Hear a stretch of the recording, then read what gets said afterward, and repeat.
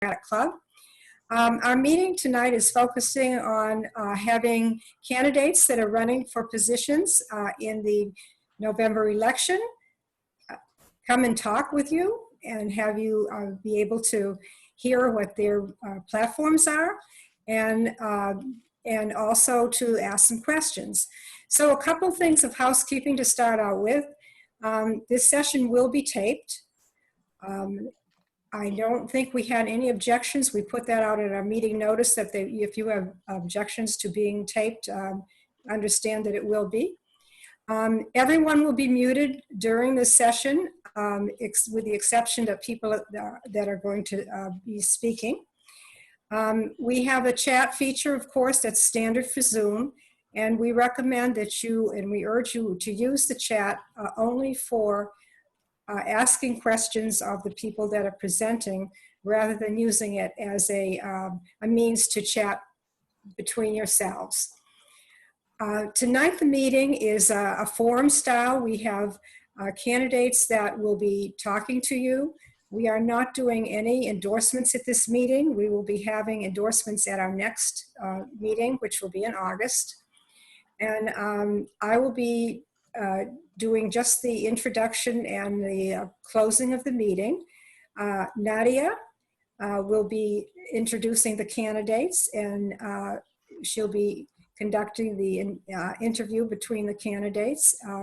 She'll be telling you about the time reference in terms of how long they'll be able to speak and the ability to ask questions afterwards that she'll put on your Zoom. And our first speaker this evening is Dr. Shirley Weber. Dr. Weber is a very beloved person in our community, and she has been a representative for our District 79, which is in the South Bay, since 2012. She's a champion of the people, responding to what the people need. She's that special type of a political leader who listens to her constituents and then takes that information back to her assembly and institutes legislation. Some of the things that she's been working on have been just amazing. They're involved with affirmation from affirmative action in California. California Assembly passing a reparation bill, which is just amazing. A lot of legislation having to do with the COVID crisis and how the state can meet the needs of the people. And I'm not going to say any more about what she's been doing because she's going to tell us herself. So after her presentation, we will have a question and answer period, and then she has another Zoom event she has to go to, and then Nadia will take over, and she'll be introducing the candidates who'd like to speak. So, Dr. Weber. Well, good evening to everybody. Thank you so much for inviting me to be here with you. One of the benefits, I guess, of this whole pandemic is that many of us who normally don't get a chance to attend these meetings now can attend several meetings almost at the same evening because Zoom gives us that opportunity. So that's been one of the good byproducts of this whole pandemic, is the ability to attend meetings across the state and across the nation almost instantaneously. And so that's been exciting. Bonita is one of my favorite clubs, of course, because it is an active club that really works hard on the democratic values. And I appreciate all the support you've given me for the last 8 years that I've been in the Assembly. And you've always been there for me, and I really appreciate it. These past 2 years have been rather exciting in terms of pushing some things forward that people thought we never could. And many of you were with us with 392 when we talked about defining when officers can use lethal force, and that it should only be used when it is designed to, when an officer's life is in danger or someone else's life is truly in danger, and then lethal force is allowed. As well as the 150 some odd year fleeing felon law, reversing that, so that if you shoot a person who's running, it's because that person has actually committed a felony that threatens somebody's life, not just stealing something from a store, but basically has either injured someone or has the potential to injure and hurt and kill someone. And so the fleeing less felon law was revised as well as with 392.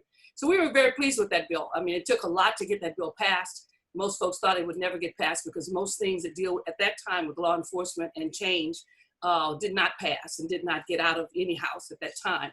But we were fortunate, very fortunate, with the support of many of you and the people across the states. We were able to pass that bill. And the unique thing now is, of course, that bill is now a model across the nation for others who are looking at how they can redefine the use of lethal force.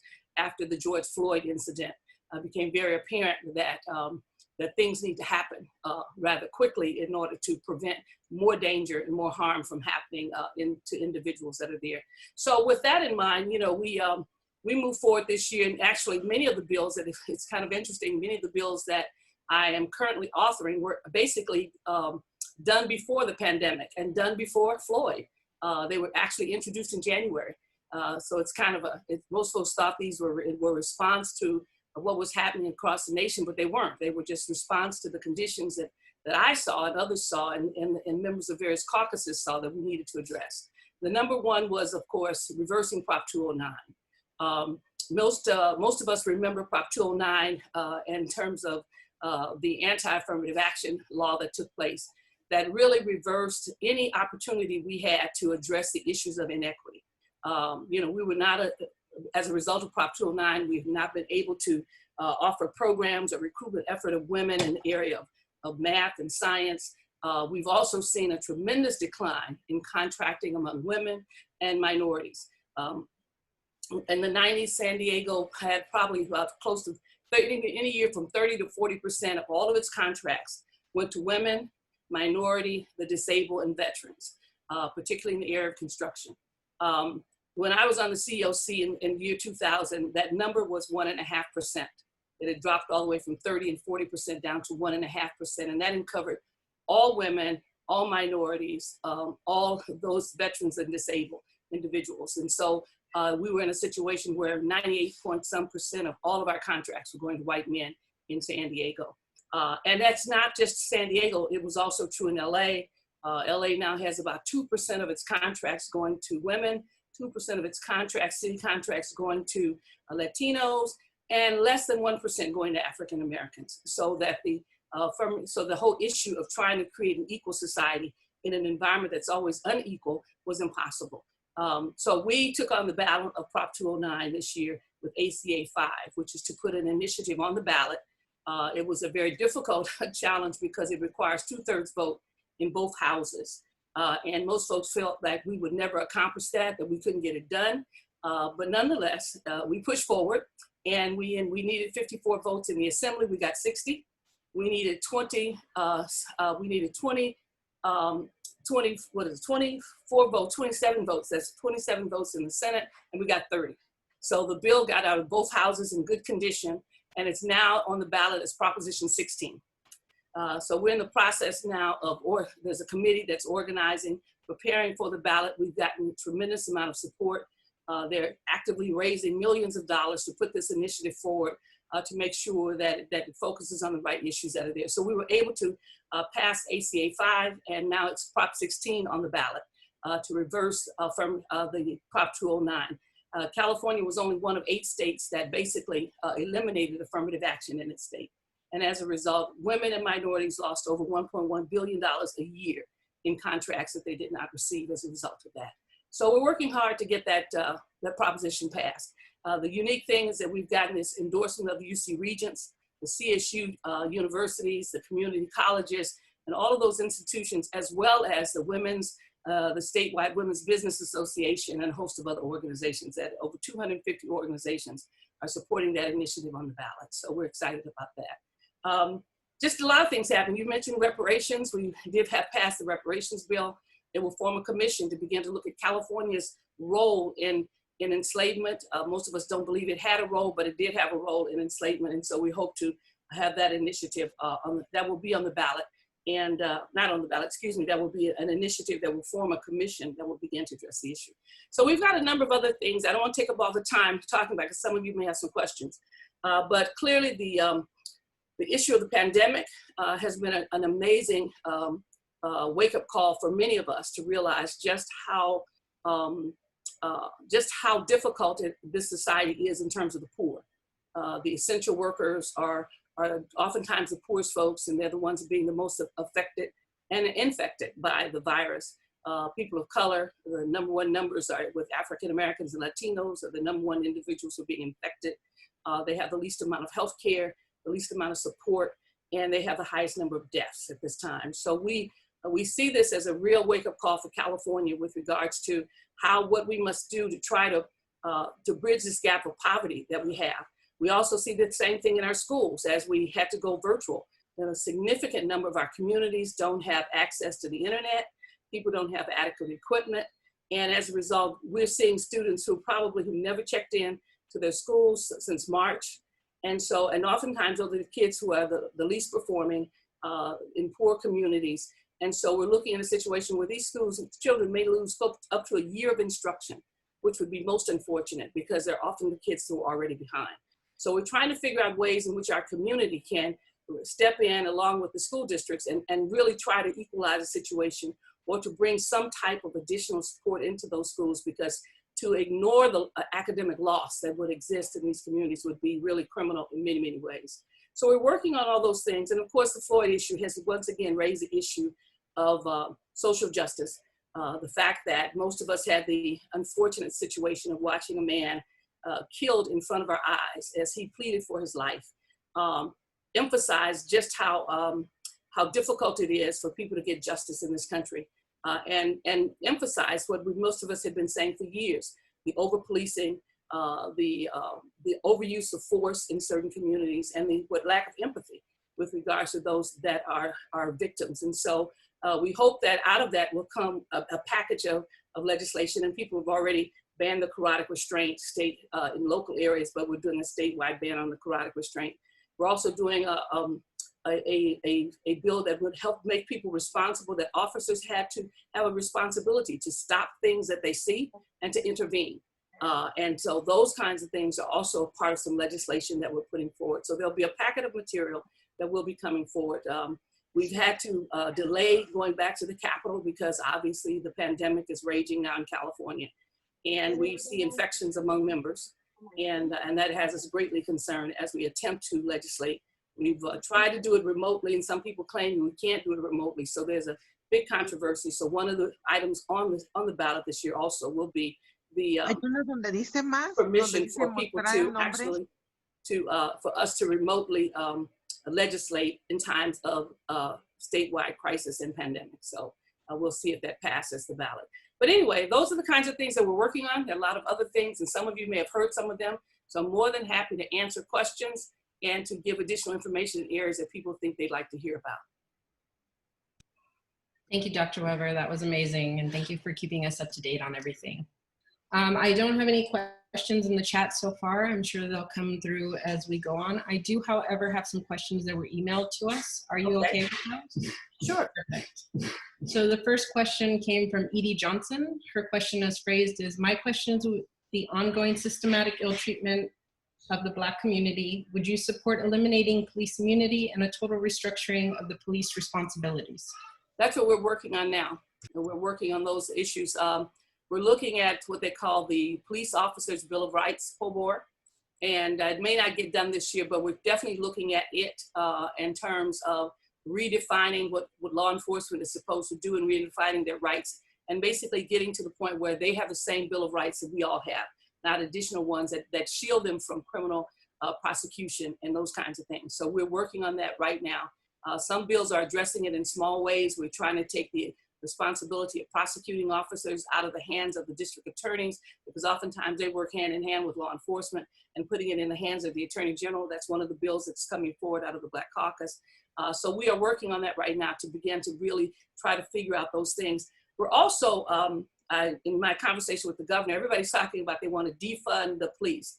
And I think what they really mean is not that they don't want to get rid of all police officers, but we really need to redefine law enforcement. You know, what should we be expecting our officers to do, and to fund those things, and the things that they shouldn't be doing, like they're not mental health officers, and they're, you know, we often call them when we don't have anyone else to call, and we really should have other individuals who are more qualified handling mental health issues, you know, being able to intervene in those areas. Officers should not be, so therefore we may need fewer officers if we really define what officers' responsibilities are. And so when people start talking, they want to defund the police, it basically is saying we want to redefine what they're required to do and fund those activities that are really essential for safety and provide the safety for communities, but not fund these other things that are really tangential that end up getting into areas that they have no expertise. Thank you. And destigmatize and decriminalize is a special thing that's close to my heart, so I appreciate you bringing that up. I see that Shane Parmalee has a question, so I'll release to her. Okay. Did we lose her? Shane, you have to unmute. Oh, I'm sorry. I was expecting the little button to pop up where it says unmute yourself. I'm sorry. Hey there. So I live and teach in 79. So I'm not sure how on the radar this is for you about the lawsuit against the city of San Diego and the county and the providers for the homeless shelter, basically in San Diego. All of the state money that's come in for the COVID relief, basically the city of San Diego turned into a way to prop up the convention center losses and created this mass shelter that goes against the CDC recommendations, the state recommendations, and then the way our own city/county presented what we were going to do here locally. So we're paying for all of the, like, over 800 hotel rooms to be empty so that we could reopen our economy, and denying access to them by the people who have disabilities or health issues, which are disproportionately Black people. And then we don't have anywhere for the kids, like the shelter downtown doesn't even take kids. So we have discrimination against people with disabilities.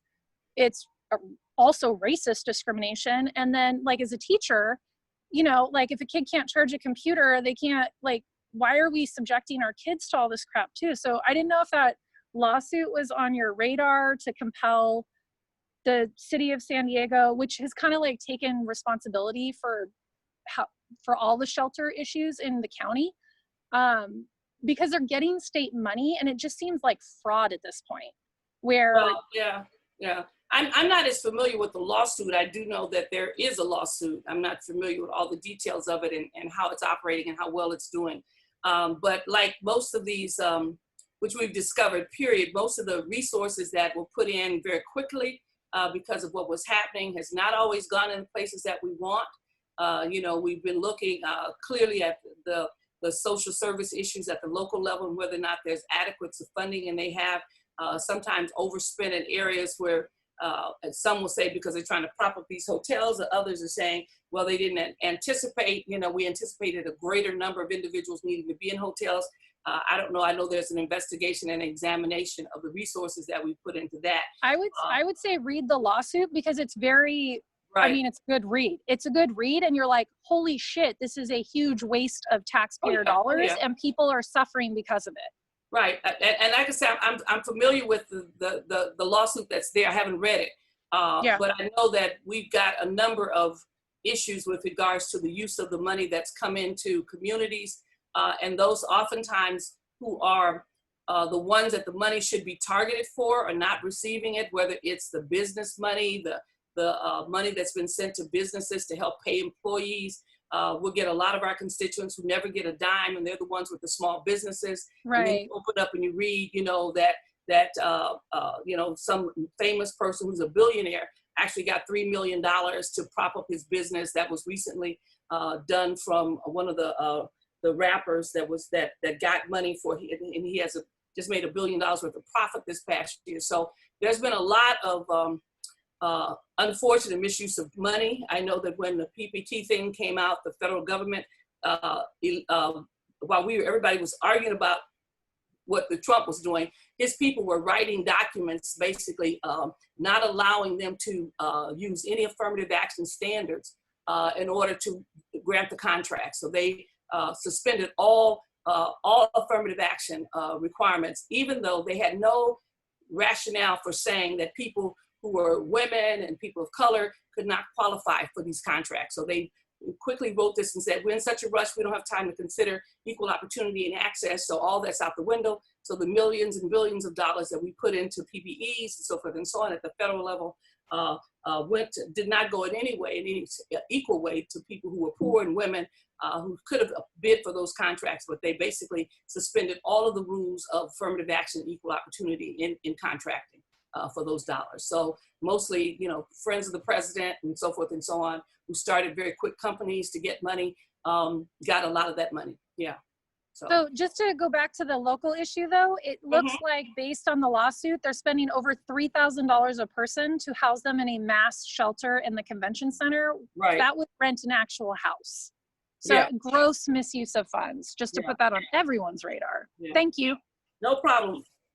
Thank you for that question, Shane. Thank you, Dr. Weber, for answering. I have a question from Maggie Baker, and then we're going to go to Frisco. It's what more should be done to release individuals from prisons, jails, detention centers, and to ensure COVID testing and universal use of PPE among all? We are, we're trying to push and increase the release of a number of individuals who are scheduled to be let out. So in other words, if a person is already in track and already in the process of going through various kinds of counseling programs, and they're scheduled to be out, say, in 60 days, we're pushing their time up to be released immediately. Part of that, in addition to that, is that the last meeting I just had with some last week, is those individuals, as I point out, should be tested before they go back into communities to make sure that they're safe. So they have places for them to go. Right now they do. And so that we're pushing for that to basically increase the time frame. Now that's highly controversial because we had some elements in the bill, in the budget that encouraged that. And of course, everybody came unglued, Democrats and Republicans, because nobody wants to seem soft on crime. And so we were trying to make it easier for elders to get out who've done 25 years and who are a certain age right now. If they're over the age of 65, they can apply for parole. They were reducing the age down to, 60, but they're reducing the age to 50. If you've done 35 or 25 years and you're at the age of 50, you know, you can apply for parole. Everybody had a fit over that, so that's being held up in committee because people don't want to do that. And that's a part of trying to reduce the population. We, as you probably know, we have a horrible situation at San Quentin, and they're slowly moving those individuals out because of tremendous outbreak in COVID in prison. In that prison, I think 400 or 500 individuals. Most of them are lifers. And so we've been in a big controversy with CDCR, which is our California Department of Corrections and Redevelopment, and restoration. And so what's happened is we have not resolved that issue. There's still a lot of individuals infected in San Quentin. Most of the infection, we believe, came from outside. They were moving prisoners around without adequately making sure that they were moving them to the right places. And as a result, it spread like wildfire in those prisons. And oftentimes, in my personal position, I believe that as I point out to them, that they think these people are expendable because they're lifers.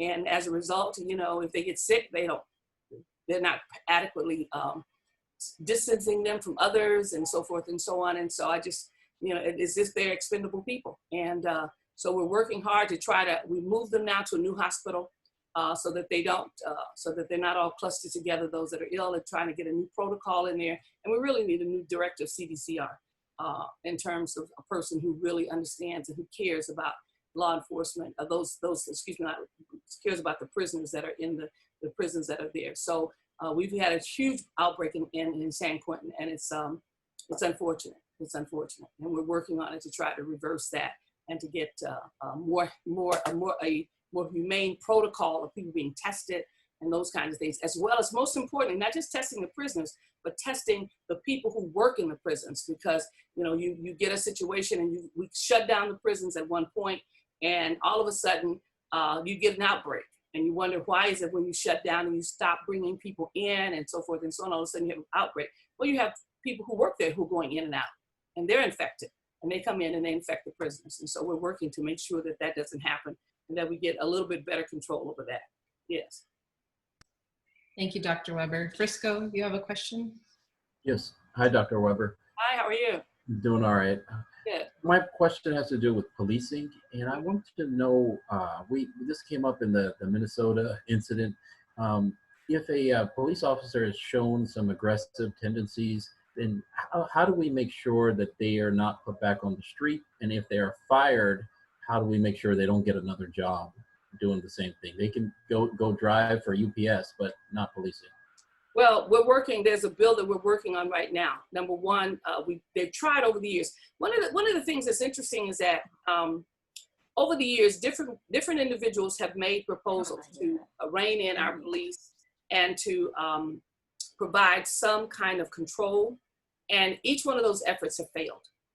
And you probably have experienced that in San Diego, where you trying to get the review board to be a much more transparent, or you're trying to get a requirement that everybody has to turn on their body cameras, and you can't seem to get a policy, or you can't get something about them turning on those kinds of issues and how long they should keep film. So this has been an ongoing challenge, because what we found is that police officers who were dismissed in Oakland and San Francisco went to the Valley, went to Central Valley. And some of the worst incidents we have seen is in those areas where we have immigrants, working immigrants who are afraid, some undocumented, and we see the worst kinds of shootings in Fresno County. Has the highest number of shootings of any county in the nation, and in terms of law enforcement. And so what we've seen is that there's no accountability for those individuals. There's no list. Police have resisted having a list or any kind of standards that says once you, or even what we call decertification. And so what has happened recently is that we have some bills now that are addressing the issue of putting them on a list, and those officers who are terminated for being overaggressive or what have you, we're trying to, they will be decertified, and they cannot, and the information is shared, and they should not be able to work anywhere else in the state. And so, and really in the nation, they shouldn't. And so we're finally getting some bills to begin to address that issue. But you're absolutely, this has been around for a long time, and it's been hard to get accountability and a list so that officers can't go from agency to agency to agency. You know, we saw that in Texas when the young girl was swung around by the police officer, remember, and all that stuff that happened. He resigned and went right to the next county and got a job the next day. And so, you know, so as a result, you know, there's no list and no accountability that these folks should be decertified. We're also looking at, one of the things we're looking at is how do we select police officers? And that was one of the things the police chiefs have said, is that oftentimes we have some standards for the selection of police officers that are somewhat unrealistic. And so they go to get somebody a person out of college who's a community-based person, and then they can't hire because they have bad credit, okay? And what student out of college does not have bad credit, okay? And so as a result, this guy was saying, you know, I have all these folks that I'd like to hire who are really community-based, who are sensitive, who are caring, who can do these kinds of things, and yet they can't get hired because they don't have good credit. And then we hire many of our officers straight out of the military. And so that's always an issue too. So there are a lot of things that we have to work on in terms of what we see to make us safe, and looking at different standards. We've been talking about the fact that we should be looking at folks in the area of social work and those kind of areas who to be police officers, so we get a good variety of officers rather than just one type. But surely creating a list, that's one of the bills that's up to create a list and to decertify officers who've been convicted of overuse of force and so forth and so on. Yeah. Thank you, Dr. Weber. The last question we have for you comes via email from Eleanor Elphick. And it states, as of March 18th, 2020, California prisons have been spending about $81,000 per year per inmate, and probably still lead all other states in cost per prisoner. Yet, after about 6 years of reforms, prison incarceration rates last measured 4% worse than our pre-reform rates. 2-year rates were 56.4%. Other states and nations have achieved significantly lower rates. 23 states average 32%. Do you think it is time to review our prison reform programs and compare them to more successful programs? And I know you touched on that, but I think this is just slightly more specific. We have for the last, I guess, 3 or 4 years, unfortunately, we're under court order, so we're under a receivership at the state and federal level because we had overcrowded prisons. And so that then forces us oftentimes to spend money in areas that we probably don't want to spend, but we have a person constantly watching what we do. We have, over the last few years, we've reduced our prison population from 180,000, the largest in the world, to I think we're at 130,000 now prisoners. So we've gotten rid of about 50,000 prisoners. We don't have any prisoners out of state. They're all in state. And that's been due to reforms that have been passed on the ballot in terms of decriminalizing some of the incidents, having some different kinds of courts so that we have opportunity for people to do restoration and a host of other things. So we have reduced our prison population. Our goal is to shut down a prison. One of the problems is that when we look at prisons and the cost of a prison, we are under, like most things, we're under contracts, working contracts with law enforcement. And years ago when they set those contracts, those contracts are based on not so much how many prisoners you have, but the square footage of the prison. And so as a result, even as you decrease your prison population, you have to have the same number of people running the prison, basically. And that actually increases because when if you're spending $100 for 50 people, well, if you're still spending $100 for 25 people, you're spending more money per person, even though you reduce your prison population. So it's a money game in that sense. The only way we can basically save money is to basically close a prison. Because when you close one, then you don't have to fund it and you don't have to do all the things that we have to do. So we have been trying to close a prison for the last couple of years. Recently, in the most recent budget that we just passed, we have a commitment to close 2 prisons next year. They will be identified through a commission to identify that. And so we're at a point now where we want to close 2 prisons. Now we hope that, now the other challenge we're going to face with that now is with the pandemic around, and if we have to do social distancing in prisons, that may mean that the capacity of prisons may go down and we may find ourselves once again locked into not closing a prison because of the fact that we have to keep prisoners now further apart or have them in individual rooms rather than double rooms and all those kinds of things.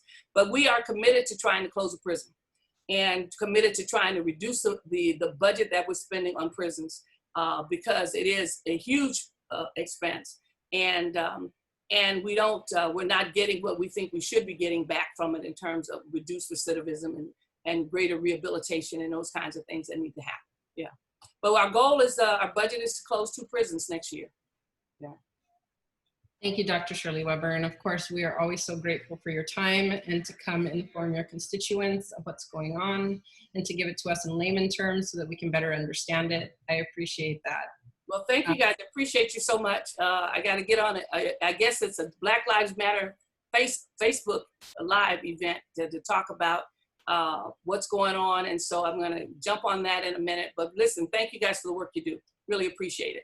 Really appreciate it. Thank you so much. All right, you guys take care. Have a good evening. So as we progress into the second part of our meeting, we do ask that if you're a candidate running in the city of Chula Vista or nearby and would like 3 minutes to speak and give us your platform, that you put your name in the chat along with the race that you're running in. We do have the majority of single Democrats in the races. We do have a couple of races that have 2 Democrats running for the same seat. If we have 2 Democrats running for the same seat and you would like to speak oppositional to them, we ask that you do it at the same time. So we will open tonight's discussion with Kate Bishop. Kate Bishop is running for Chula Vista Elementary School Board, seat 4. If Lori Humphreys is here, she can speak directly after. Go ahead, Kate.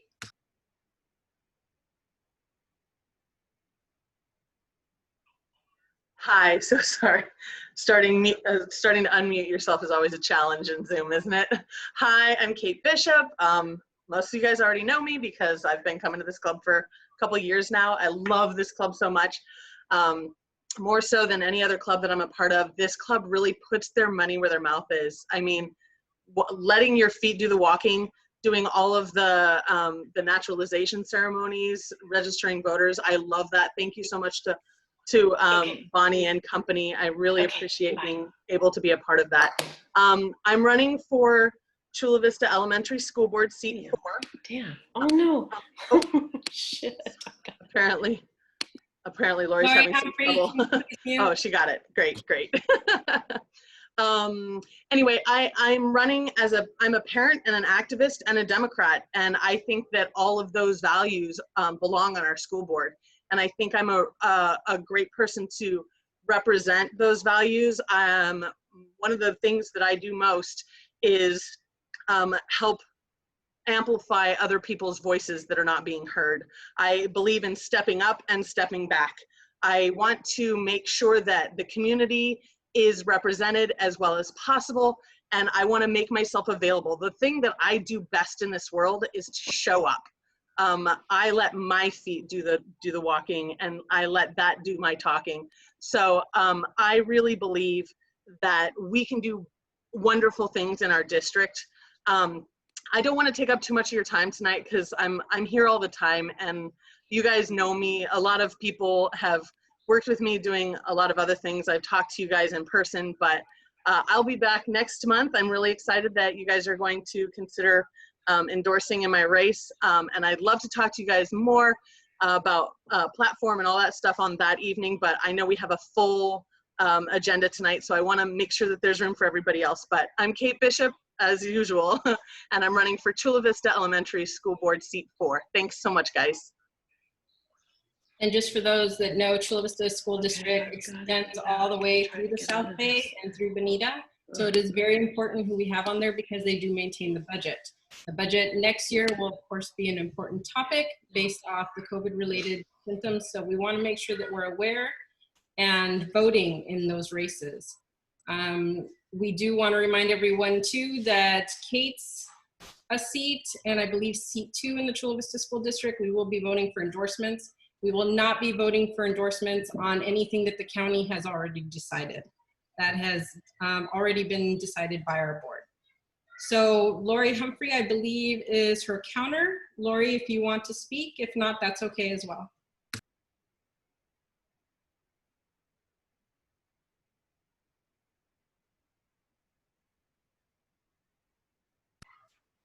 Lori.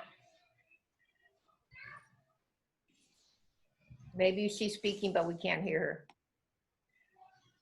Lori, do you need to unmute?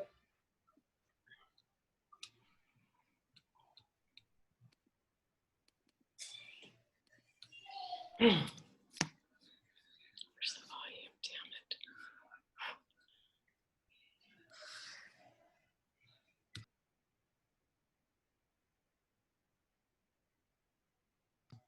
We can always come back. We have another Chula Vista district candidate, and we will start off with Lucy Agarte. She is running for Chula Vista Elementary School Board Seat 2. Lucy, go ahead and introduce yourself and give us some information on your I'm platform. having trouble with my audio. I can't hear what anybody's saying. That's okay, Lori. We'll circle back to you. I'll Hold on. send you a note in the chat.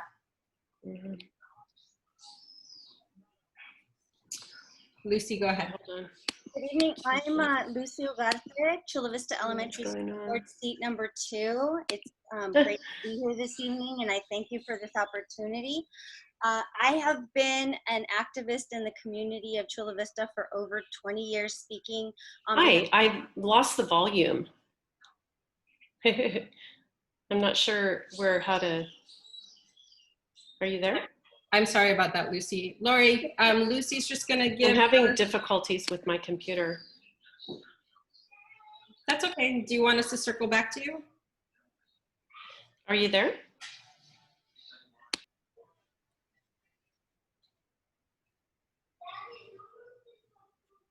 Mike, I'll go ahead and send her a private message. I'm sorry about that, Lucy. Go ahead. problem. I understand completely. I have been advocating for students and the community in Chula Vista for over 20 years, speaking out at board meetings throughout the South Bay, at Chula Vista Elementary, in Sweetwater, where I am an organizer for my union.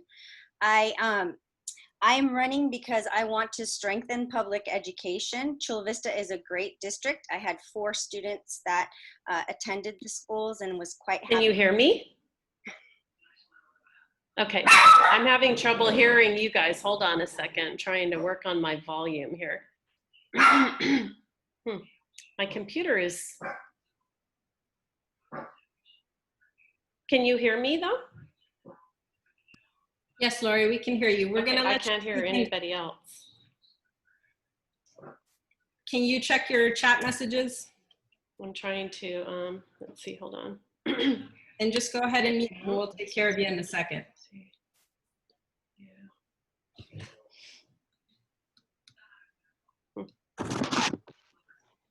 No, I don't know. I'm having, pardon? Disconnect? You mean leave the meeting? Really? Okay. All right.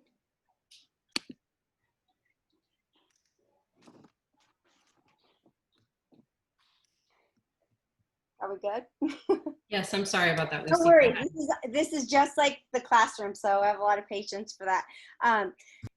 Like I said, I've been, I'm doing this because I want to strengthen public education. I want to increase communication within the district and between Chula Vista Elementary and Sweetwater Union High School District. We are one community and we do share the majority of our students. In the current pandemic, I'm working on the safe reopening of schools for both students and staff across the district.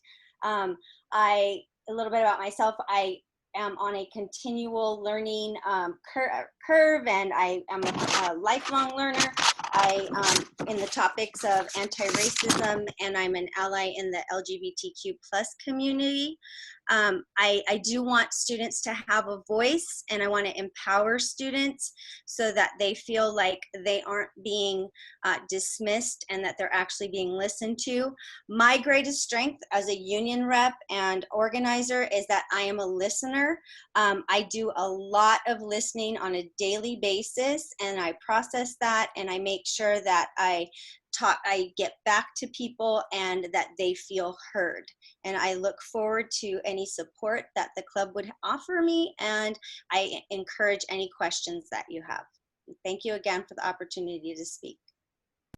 Thank you, Lucy. We're going to do questions in just a little bit. I'm just going to allow your counter, Armando Farias, to speak for a moment and give us his platform. Can you guys hear me? Okay, I'm sorry, just want to make sure. Can you guys hear me? Yes, we can. Sorry, thank you. I appreciate that. My name is Armando Farias. I'm the president for the Chula Vista Elementary School Board. I'm a Democrat that is fighting for the rights of all in our communities. I come from very humble beginnings, deep in generational poverty. I have been able to live the promise and gift of public education. From being an ice cream kid in some of the most crime-impacted communities in Tijuana to becoming a school custodian, a teacher, a school principal, and now Director of Human Resources for the Coronado Unified School District. I am running because it is my mission in life to work side by side with our fellow Democrats on ensuring that together we can put the conditions for our students and our communities and employees to succeed. For over 20 years in education, I have chosen to work in the most underserved communities because that is what I believe is my calling in life. In addition, the work done in Chula Vista has positively impacted our families, employees, and future leaders. I agree with Ms. Ugarte when she says that Chula Vista is a great district. I became an educator and ran for school board because I represent the oppressed class. I represent men and women, students and families and employees. I'm always looking forward for ways to empower them and to guarantee their success. Just the way I was supported by a teacher, I want to support our future leaders, young and older. My rule is what is not good for my own kids is not good for anyone else. Presently, we're living in very challenging times. Discrimination and racism are built into the DNA of America, and we can no longer allow it. We can no longer turn a blind eye to the pain of those suffering it under its oppression. For this reason, I will appreciate your consideration of me for your endorsement. I really believe that I can continue serving this district, continue serving the community and its students. I am new in politics, and for that reason, I'm finding my way to work through this process. But I truly appreciate the opportunity to speak to you. My name is Armando Farias, and I'm running for seat 2 of the Chula Vista Elementary School District. Thank you very much. Thank you, Lucy and Armando. We appreciate your time and being here and giving us your platform. Just for everybody's information, the Chula Vista School District is not based off areas. So you can be in any area and run for any seat. So that's why we have C2 and C4, and they're not necessarily people that live in Estlake versus West Chula Vista. Does anybody have any questions for the 3 candidates that we were able to hear from, either Kate, Armando, or Lucy? I have actually now gotten my computer back running, so. Oh, yay. So we have Lori. We'll let Lori go ahead and do her platform. Okay, thank you. Sorry about that. It's frustrating when computers don't work for you all the time when you depend on them. Hi, my name is Lori Humphrey. Can you hear me okay? Wonderful. Thank you for allowing me to speak this evening. I am a member or a board member for 4 years. I was endorsed by the Estlake Bonita Dems last time. I'm being endorsed by the Chula Vista Dems so far this year, and Mayor Mary Salas, Councilwoman Jill Galvez. I have been a teacher for 23 years in the district. I'm a lifelong Democrat and a lifelong Chula Vista resident. The last 4 years, I have been supportive of teachers and classified personnel. I have done everything to promote the teaching profession and to recognize teachers. And I've been meeting regularly, monthly with the CVE president and leadership to make sure that we are doing the best things for our employees. All of my decisions are children-centered. I always ask myself at the end of every meeting, what have we done good for children today? I care very deeply about the citizens of Chula Vista, Bonita, and Estlake. I have grown up here, and my father was a mayor of Chula Vista, so I have roots here, and was a student here in the district, as well as raising my children here. I'm just a firm believer in recognizing the good works of people and taking care of our employees so that we do what's best for children. I think that my record shows that I am a supporter of all of our employees, making conditions, working conditions better for them. And I'm happy to be here. I've been a member of the Estlake Bonita Dems for 5 years. I manage a horse ranch there in Bonita, right around the corner. So I am also organizing a lot of Bonita cleanups of the river bottom.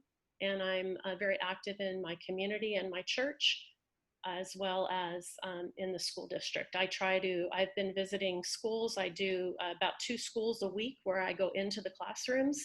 I try to get into every classroom when I'm at a school site. I attend every event that I'm invited to, and I am very supportive of all of our employees. I've worked really hard to make sure the working conditions of our classified employees are the best they can be. For instance, installing air conditioners in the kitchens at the elementary schools, so the employees don't have to work in really hot conditions when they're cooking, as well as taking care of making sure that our teachers' working conditions are good and safe as well. So thank you very much for this opportunity, and I look forward to asking for your endorsement next month. Thank you, Lori, very much for your time. Just a reminder, Lori Humphrey and Kate Bishop are running for seat 4. Lucy Ugarte and Armando Farias are running for seat 2. So we are opening up for questions. We are going to regulate it to 4 questions for the 4 of them total. And we are going to start with Shane Parmelli.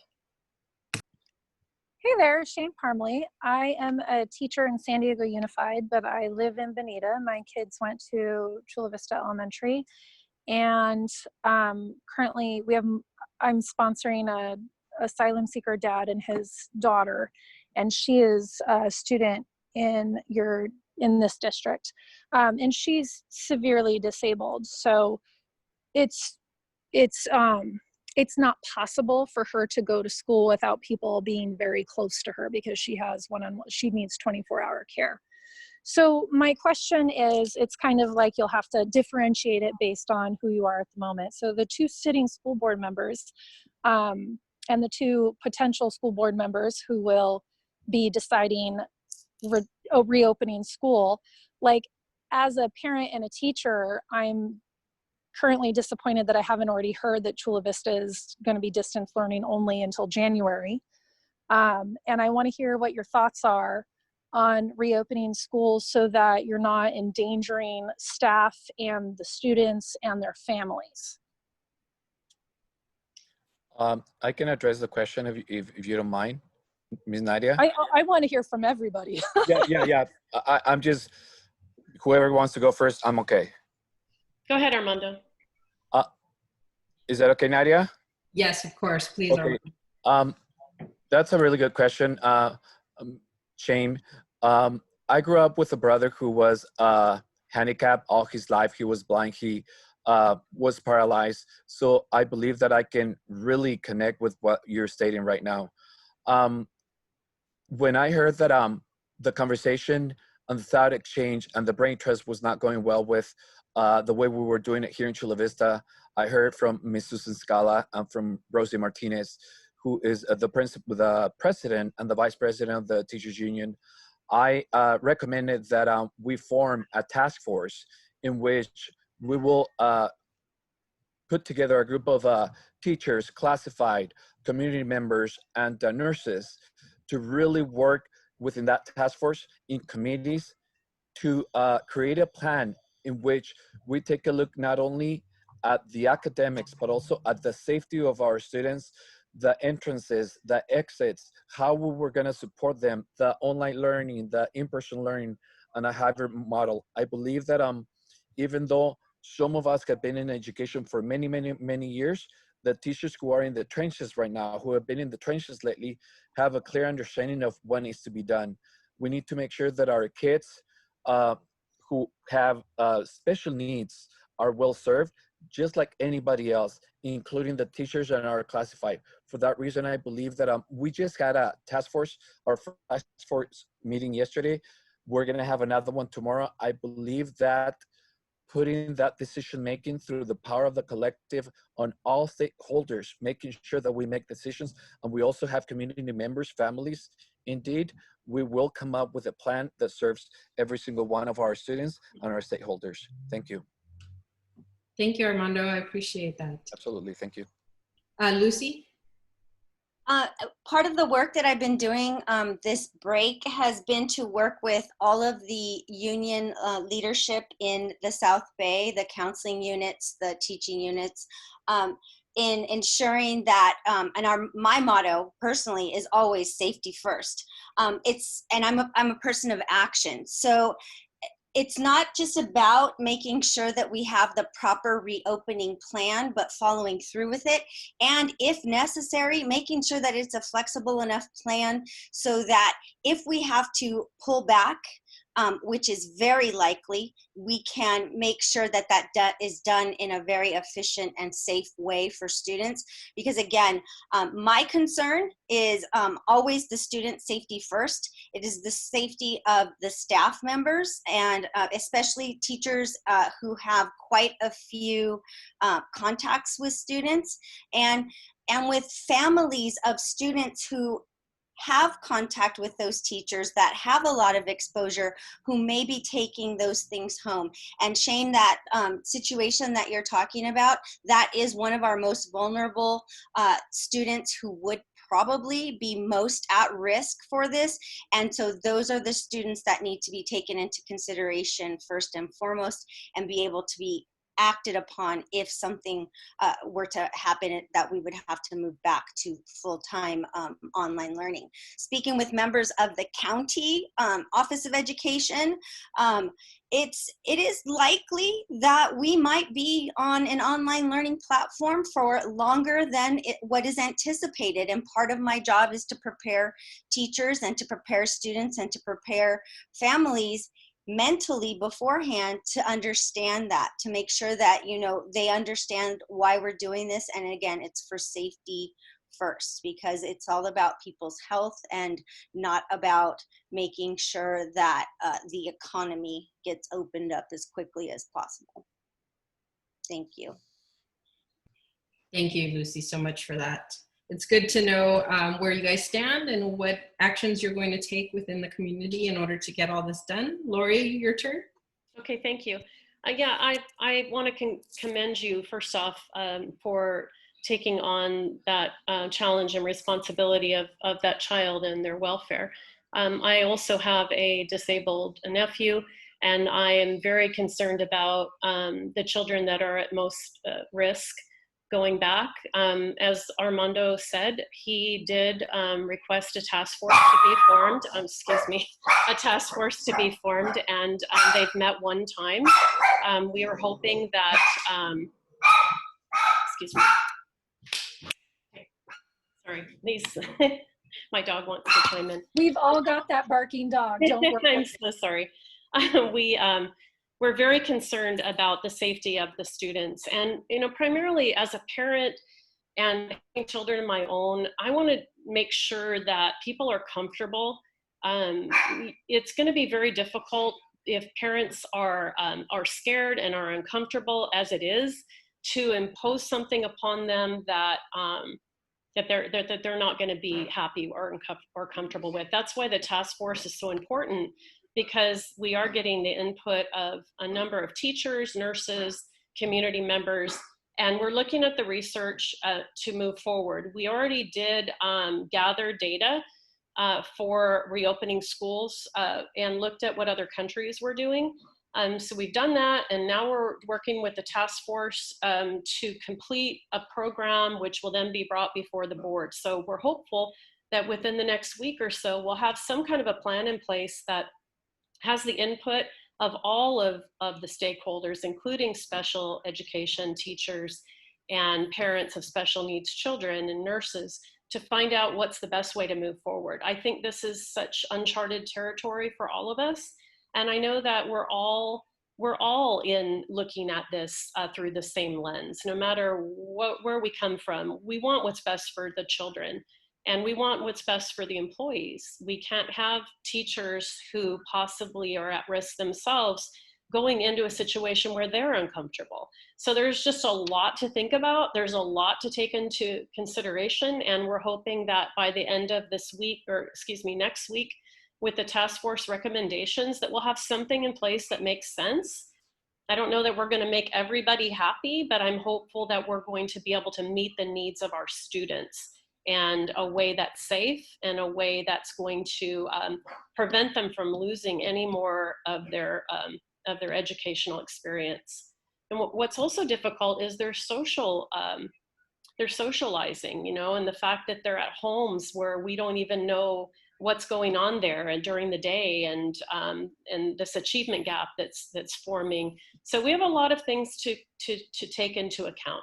It's a very serious subject, and I think all of us, our hearts are in the right place, and hopefully moving forward, we'll be able to have something that makes sense.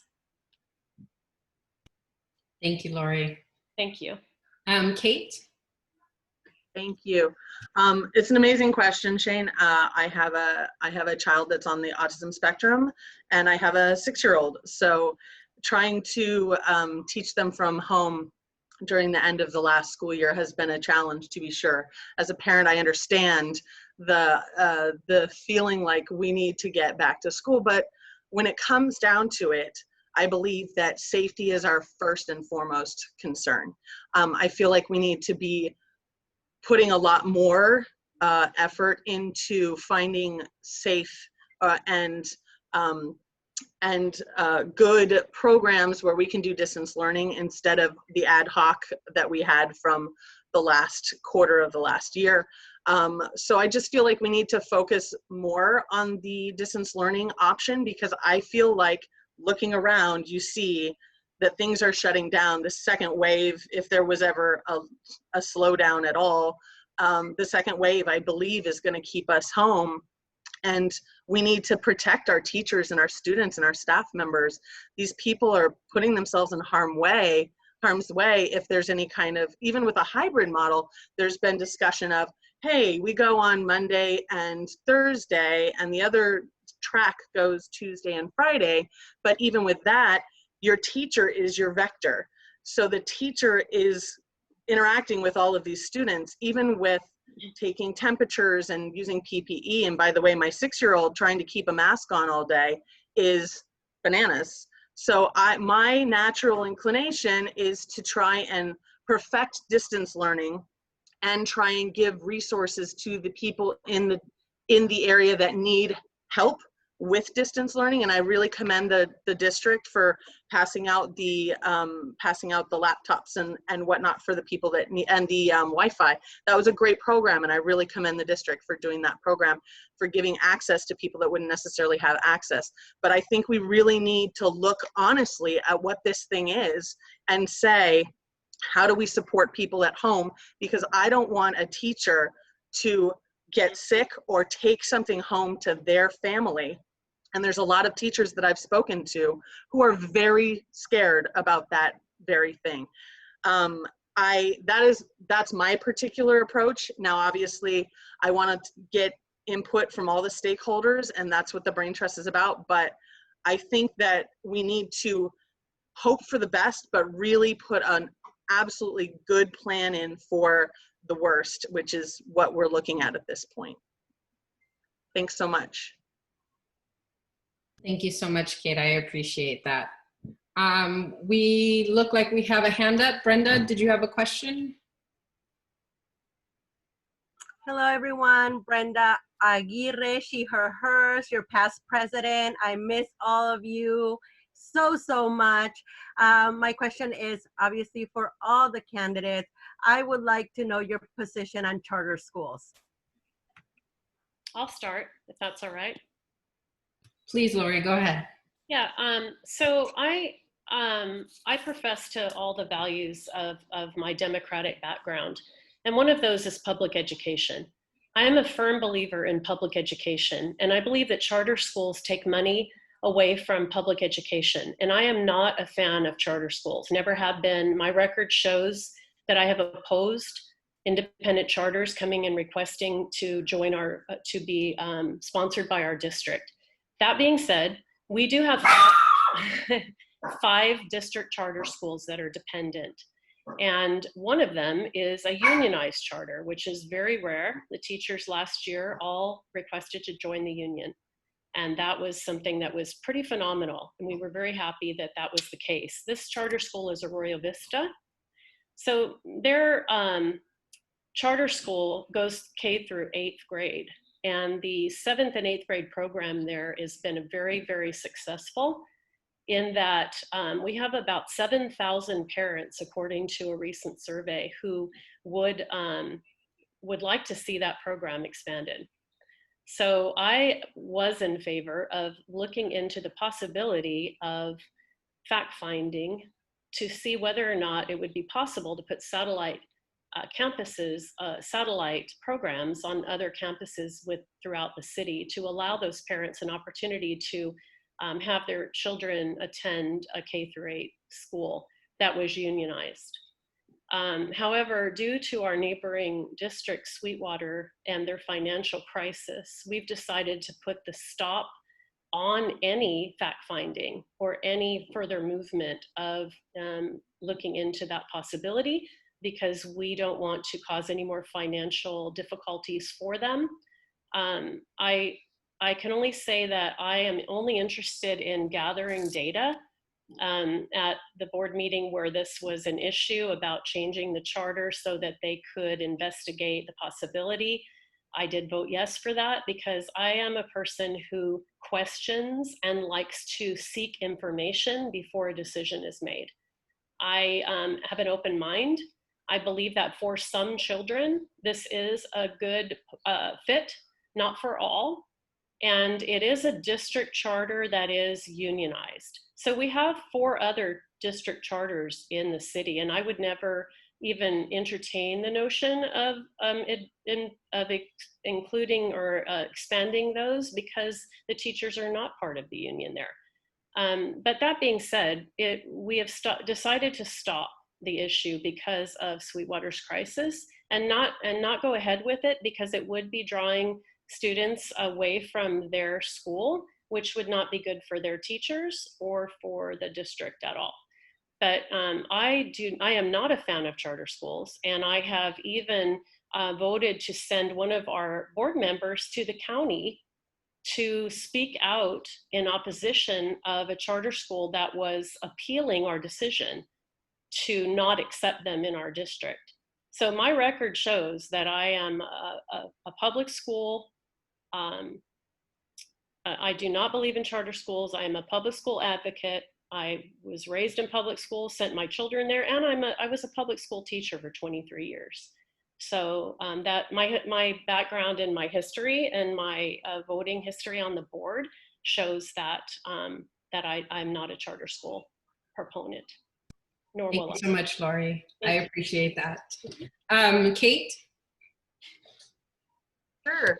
I am the daughter of a union school teacher, public school teacher. I have been in support of public elementary education for my entire life. I understand as a parent how charter schools can be appealing to parents because they have the ability to make new and different innovative decisions about education. And my goal is to make our neighborhood schools more innovative so that parents aren't taking their kids to charter schools because they know that their kids are getting the best possible education at their neighborhood school. Regarding the charter expansion that was voted upon by the board on April 22nd, just to clarify, the charter was amended to expand. So the fact-finding aspect of it has been shut down, like Lori said, but it is still able to be picked up again at whatever point in the future that maybe Sweetwater is back on their feet or whatever they decide. But I actually don't support the expansion of the charters because I feel like there are way too many questions still on the table about what that would look like. And then the fact is, a 7th and 8th grade charter that was operating out of possibly as few as 2 classrooms on an elementary school campus can't give the kind of education that is available at the main campus. A satellite campus for Arroyo Vista can't create the same kind of educational experience as the satellite cannot do the same as the main campus. And even teachers at Arroyo Vista have said as much to me. Sorry, accidentally muted myself. The satellite campuses have so many issues regarding that. And one of the big ones for me is special education. One of the issues that I have in general with charter schools is the fact that charters get to pick their students rather than the other way around. And so with special ed kids, some charters don't do any kind of special ed programs. So I want our schools to support all of our children. A satellite charter with a very small campus within another campus can't address special education. English learners, there's no space to take kids out of classrooms and work with them one-on-one. There are just too many issues for me to expand the charter system, even if parents might want to send their kids somewhere other than Sweetwater because Sweetwater has had some issues. But I believe in supporting our sister district and trying to help them along and not compete with them and try and take the students for our own district. That's my feeling on that specific issue. Thank you so much. I appreciate your time and I really like the question. Thank you so much, Brenda. Thank you so much, Kate, for that insight. We're going to go over to the other seat. Lucy, if you'd like to pick up. Thank you. Thank you for the question. As a teacher at Bonita Vista Middle for the last 25 years, I have seen what charters do to public education. I have actively advocated against charters and been successful in doing so. And I think one key piece that Kate spoke about is parent education in regard to what charters actually do, especially with regard to that special ed piece and the ELL learners, both of my populations. I'm a co-teacher in special ed, and I teach English language learners who are beginners all the way through until they exit into becoming full English. Now, having said that, letting parents know that, like Kate said, they're very appealing, but they can also be very exclusive and very elitist. And Ms. Humphrey talked about the gap that's being created right now with regard to distance learning and students not having access to the building, but charter schools do the same thing. So I think that a lot of parents, the appeal is there because they don't quite understand what that means when there is a charter that is being opened.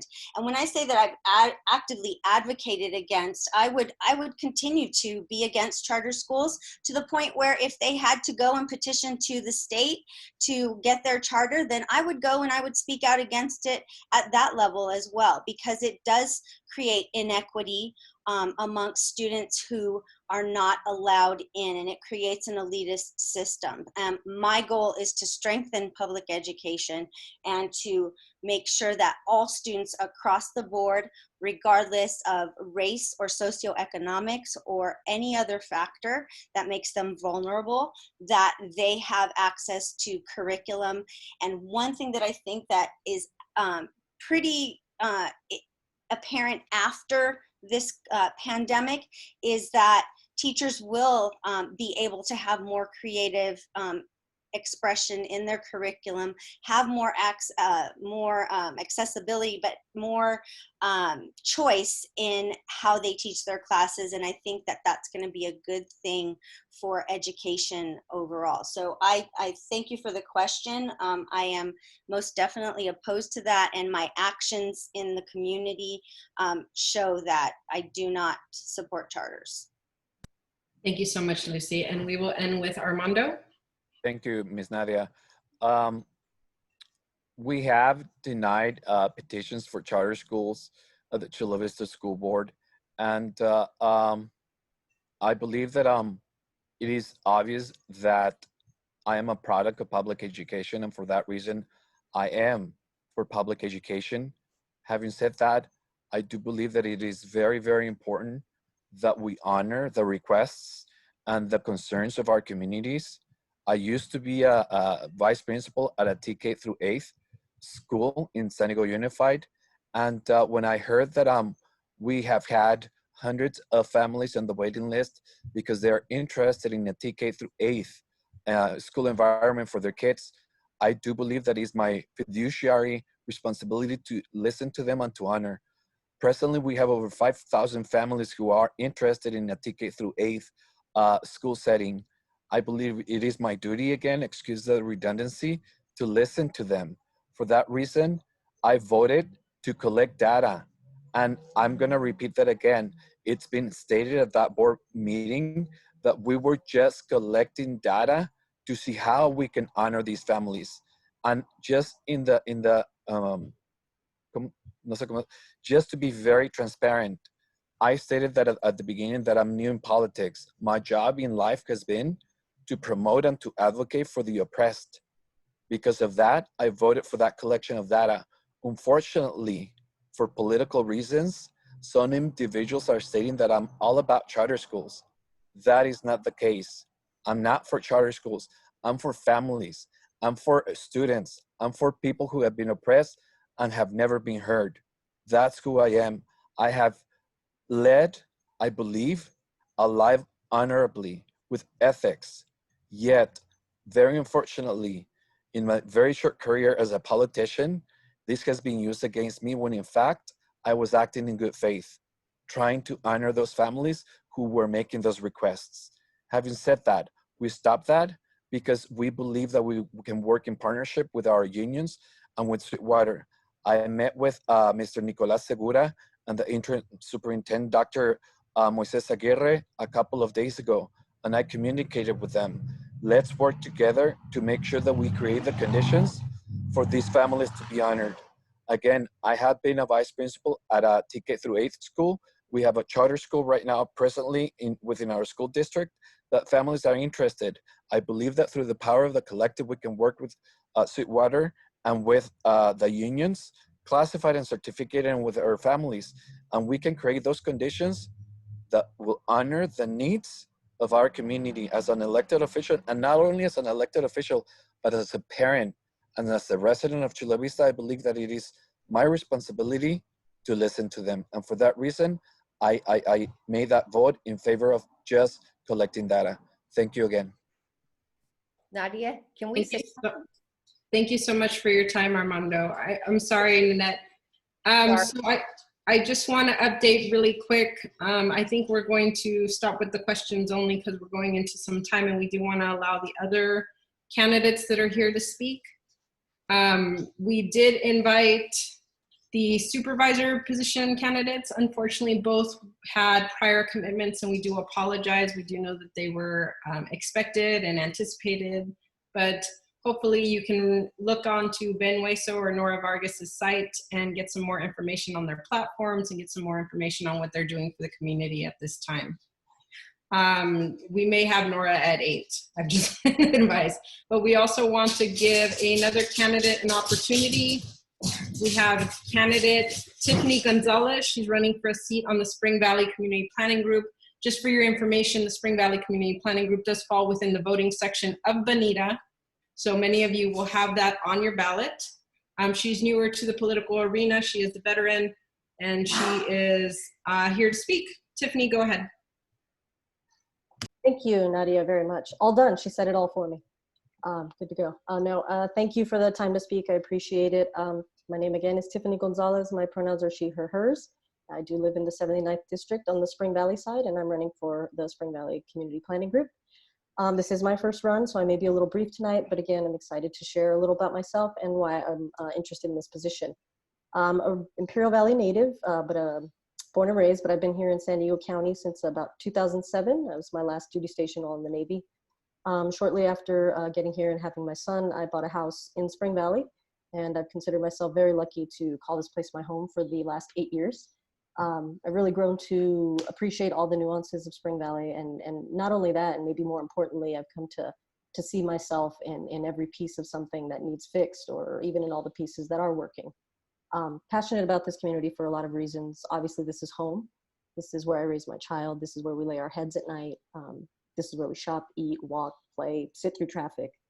On any given day, you can catch me walking or running around through my community, winding up Quarry Road, following the bike path along the swap meet or the freeway, making my way to Lamar, Spring Valley Park.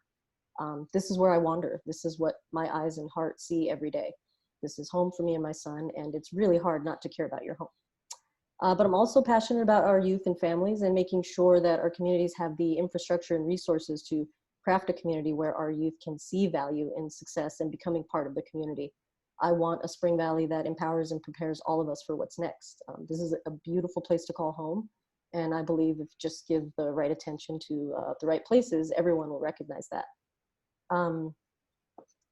Let's see, right now I was working as a substitute for our La Mesa, Spring Valley, and Grossmont Union High School districts. I think this gave me a kind of unique insight into how our students, youth, and families are responding to the environments in their communities or in their schools. I'm also active president for PFLAG San Diego County, and prior to that I served as co-chair of the board for San Diego LGBT Pride. I'm still actively volunteering with youth, been a court-appointed special advocate for youth and dual system involved with juvenile justice and foster care, and I also volunteer with youth at risk or who have experienced human trafficking or commercial sexual exploitation, many of whom actually identify as LGBTQ and who call our district home. I would just love to be able to bring these experiences and perspectives from what I feel are some of the most important and unheard voices in this community, and that are large representations in this community, to help Spring Valley build itself up the way I know it can, and cultivate the community spirit that our families can carry with them and benefit from. Again, I'm excited to share, and Tiffany Gonzalez running for a seat on the Spring Valley Community Planning Group. Thank you. Thank you, Tiffany. And we welcome all new people to the political arena. It's always exciting. I do have Jose Presidio, who's a candidate for South Bay Irrigation District, Division 3, and he's running for re-election. Jose, I give you the mic. Thank you and good evening. Again, I'm Jose Preciado. I've been a member of the South Bay Irrigation District 3 for the last 11 years. And this November will be my 12th year. I'm running for re-election. The South Bay Irrigation District is part of a joint powers authority with the City of National City. we provide water services to 190,000 residents in Bonita, West Chula Vista, and the city of National City, and the community of Lincoln Acres.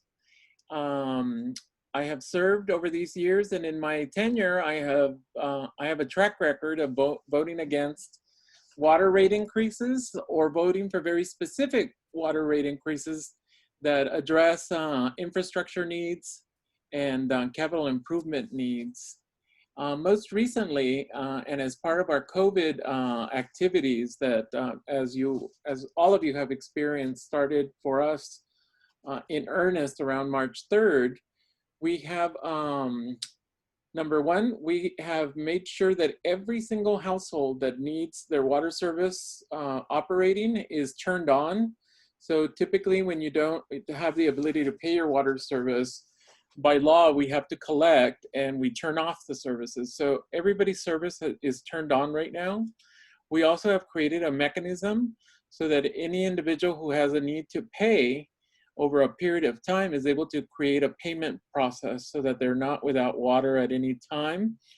And lastly, we are working with companies who are building, the aspects of our economy need to continue, but we're making efforts to ensure that those companies that need to continue to build or remodel or do those kinds of things and need new water services are able to do so.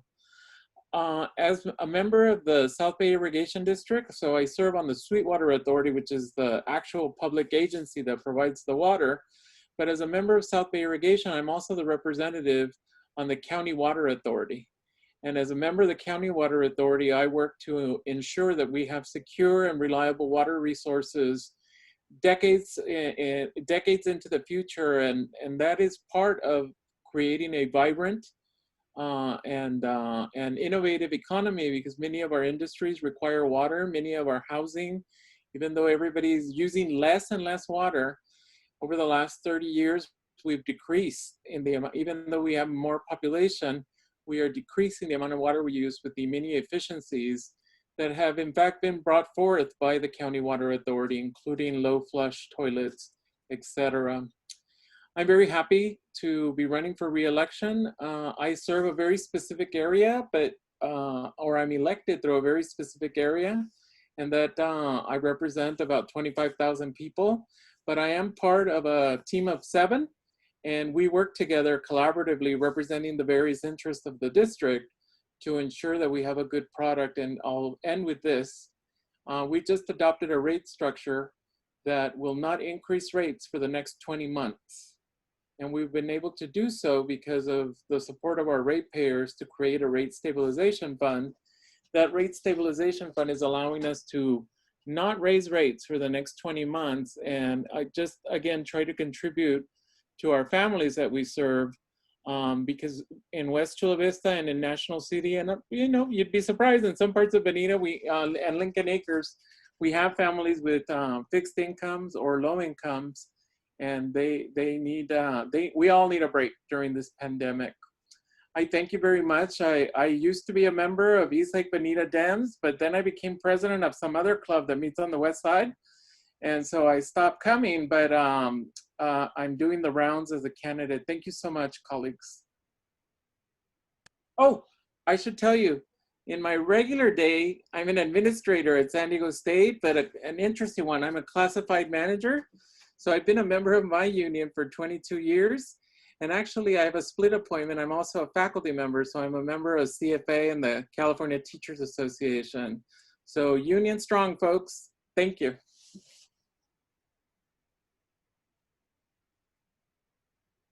Thank you, Jose, so much. We do have a question for you.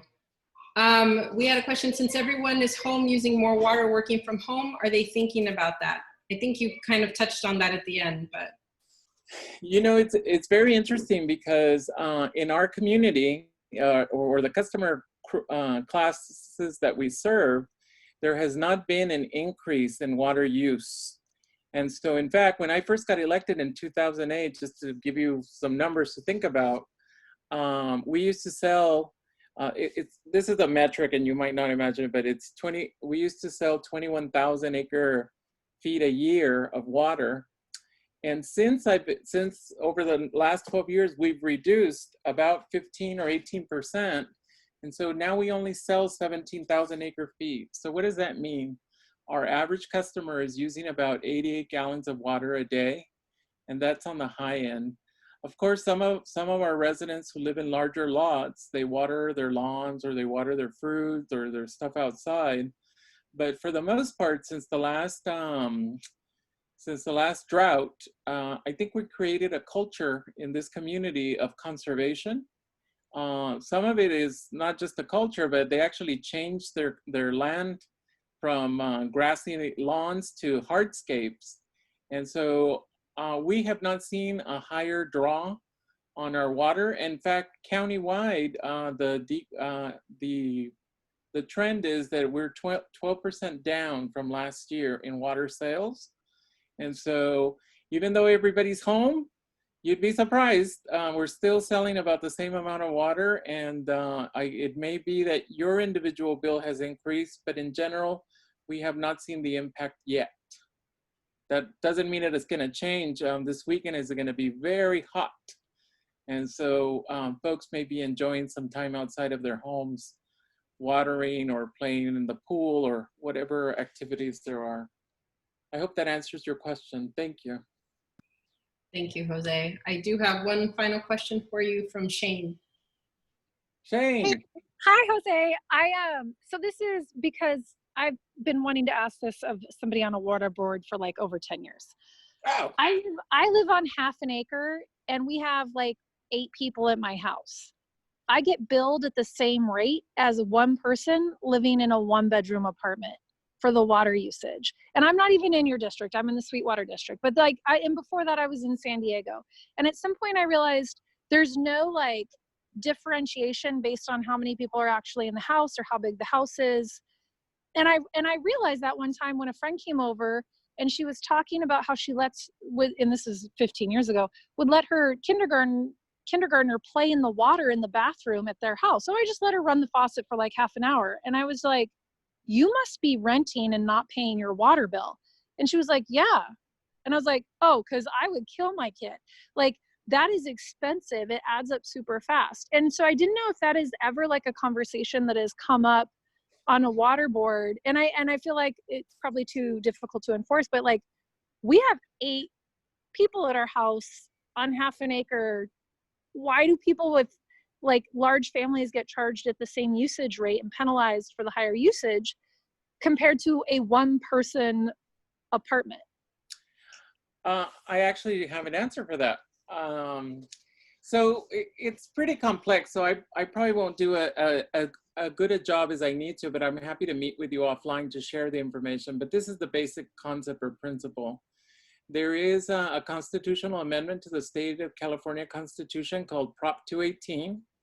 And it requires that every single person pay in a proportional way, if you will, the same amount or the same cost that everybody else pays in terms of water. So what does that mean? That means that no customer can subsidize another customer in terms of their water needs. So the way we create our water bill is we have 3 basic components. The commodity is how much water you use, and that's related to a tier structure. The second component are fixed costs. We have fixed costs that everyone has. And a third component may be what we borrow to maintain the capital assets. So for example, we have 400 miles of pipeline in the district, and we have to maintain those assets.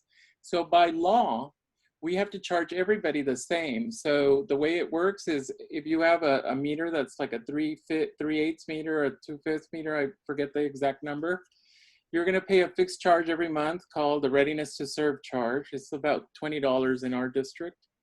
And then depending on the amount of water, so let's say you use from 0 to 9 HCF, you're gonna pay a particular rate. But then if your household goes to the next tier, for that second tier or even third tier, there's new costs associated with that. And so we don't actually determine individual households or how many people live in the households. We charge you by the amount of water you use. And so the one rate, the single household with the 1 resident or the household with the 8 residents, it just really depends on the consumption of water that you have.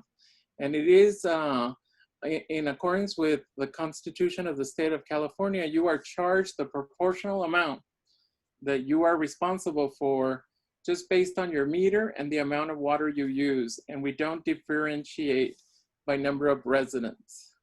I hope that was responsive and No, I know. It's so basically it's a state law that would need to be changed in order to address that. a constitutional requirement. Yeah, because I'm like, just you saying that, I'm like, so basically I am subsidizing people who are one person in an apartment. Well, because I get charged a high, like per person. It's not like per user, it's per account. And it's not as addressing how many people are on that account. So like our 8 people versus your 1 people, like we should be divided by 8 versus your 1. But that's a constitutional thing in the way it's being interpreted. Again, I'm happy to meet with you personally, and I can actually get staff to be responsive so you understand. No, you're good. I appreciate you explaining it. Thank you. Like it's not a conversation for you. I'm like, okay, long-term strategy at the state level. Okay, thanks. All right then. Thank you. Thank you, Jose. Thank you for giving us that detail and breakdown. We truly appreciate it. I do have. I am able to speak. But I do have a surrogate for Andrea, who is running for seat 1, I believe, in City Council in the city of Chula Vista. Andrea Cardenas is the only Democrat, seat 4. Sorry, thank you, Brenda. She's the only Democratic candidate in that race, and she is now running against Mike Diaz, who has changed his party. He is no longer Republican. He's American Independent. And we understand that as it is. Go ahead, Brenda. Hello again, everyone. Again, Brenda Aguirre, she, her, hers, and I'm speaking for my candidate, Andrea Cardenas. As you know, I've been working with her since the campaign started, and we are super happy and super pumped that we made it. We made it to November. She was a top getter Democrat, so we know that this district is heavy Democrat. We know that she has an opportunity to win against Mike Diaz. We know Mike Diaz is a bigot, homophobe. He's been against our community from day 1. So it's super important that we continue our support with our Democrat. Again, she was already endorsed by our party. So, I hope that this club continues that support. We need her. We need her a lot in city council. We have just Mary and we have Steve. So we really need that 3rd vote in that council. And, I hope that everybody continues the support for Andrea. We do apologize that she was not able to make it to the club today. As a lot of people know already, she's spoken in the club. She did get COVID. She did recuperate, but there's still lingering health issues right there. She's doing a lot better, but she's finally been able to see her family. So it was very important, time there. Again, I just want everybody, or I want to thank everybody that's been supporting Andrea from day 1, and we hope to get your support. Thank you. Thank you, Brenda. And we do want to reiterate, of course, that Andrea is running for seat 4 City Council, and that is imperative because Mike Diaz is running with the promotion of a hate group. For most of you that were involved in the Drag Queen Story Hour, you'll understand that that's not something we want to bring to Chula Vista. That's not even a idea that we want to have in our community. So, of course, if you are in that area, please vote. Please come out, educate yourself on the different people, and we can go from there.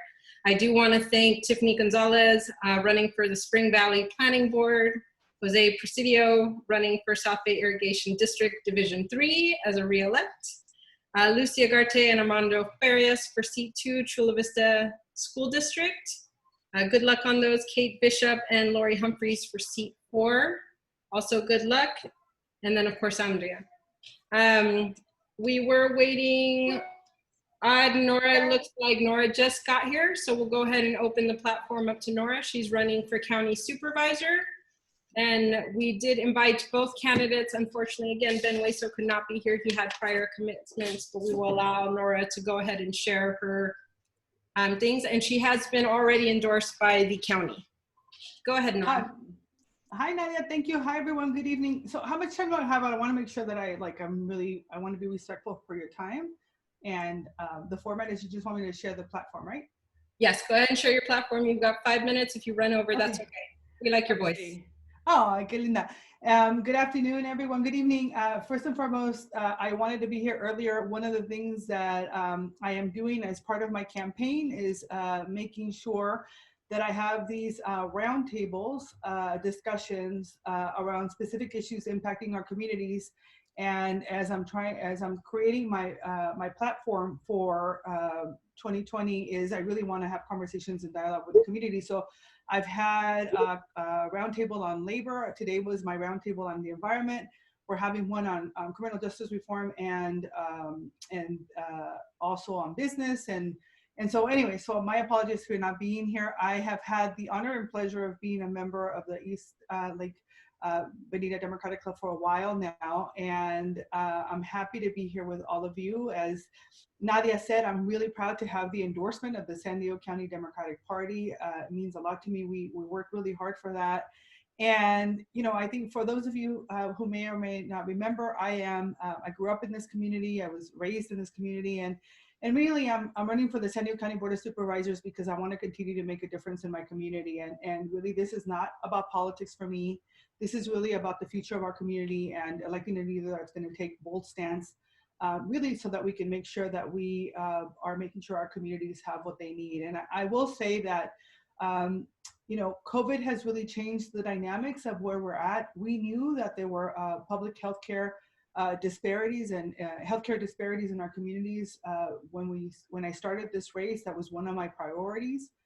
But the reality is that COVID has really magnified that in our region. And so it's absolutely one of my priorities as we're moving forward. So strengthening the county's public healthcare system is a priority for me. I want to make sure that everyone has access to comprehensive healthcare services, mental health, and in-home supportive services.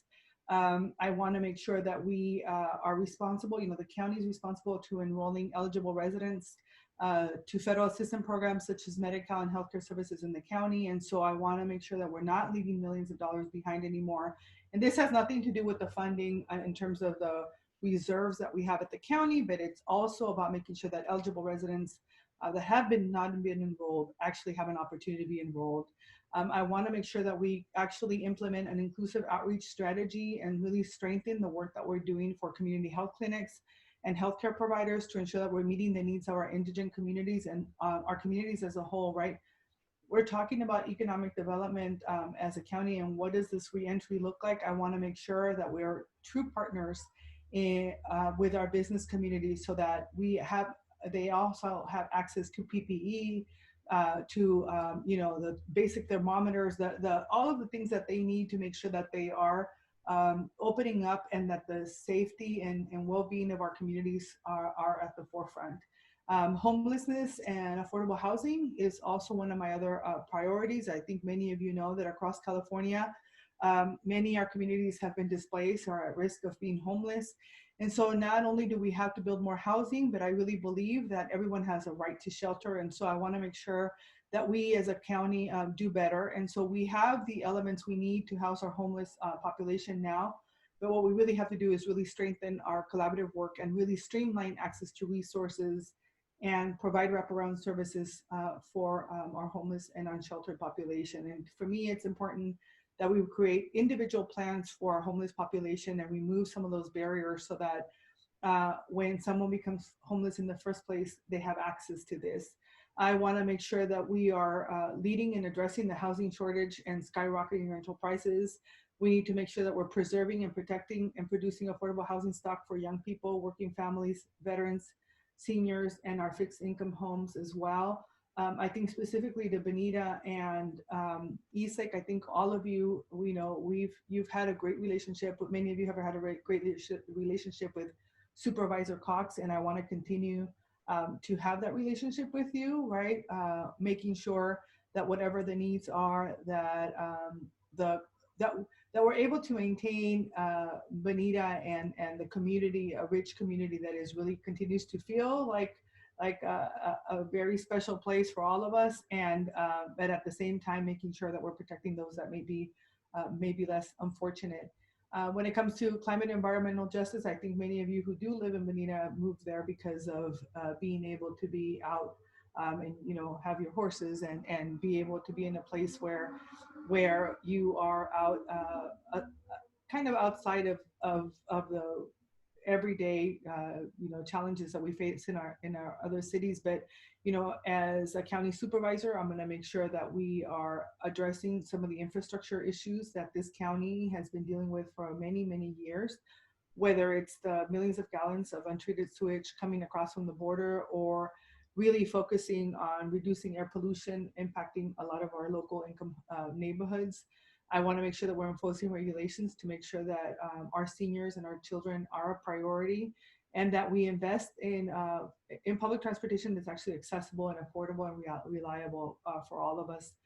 And I think that we have an opportunity. I think there was some changes this week at the county where we decided not to go back and appeal the judge's decision around the climate action plan. But I think we have an opportunity now to really take it on and really fight for affordable, clean, and green energy that's going to bring additional jobs to the community. And so keeping our community safe is extremely important for us. The Sheriff's Department really actually protects many of you and in your communities. And so making sure that the resources are used adequately to keep the community safe, and then wherever we need to reallocate funding so that we address issues of mental health and so on, we do that in the right way, because I think it's time to really tackle the inequities of our criminal justice system and really reforming laws that disproportionately really affect some of the